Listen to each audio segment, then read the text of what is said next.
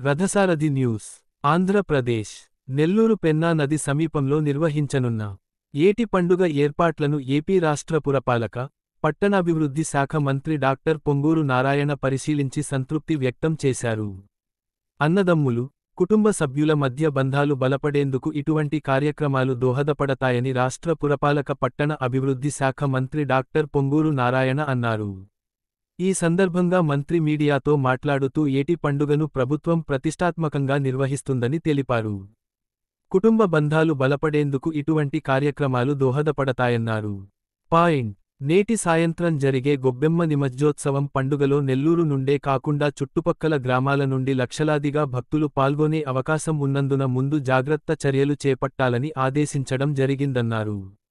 ముఖ్యంగా పెన్నా నదిలో అవసరాన్ని బట్టి నీటిని విడుదల చేయాలని ఆదేశించామన్నారు. నీటిలో చెత్తాచెదారాలు తొలగించి శుభ్రపరచాలని, గజ ఈతగాళ్లను సిద్ధం చేయాలని, ఇక్కడ భక్తులు కూర్చుని తినుబండారాలు, భోజనాలు చేసేందుకు అవసరమైన ఏర్పాట్లు చేయాలని ఆదేశించామన్నారు.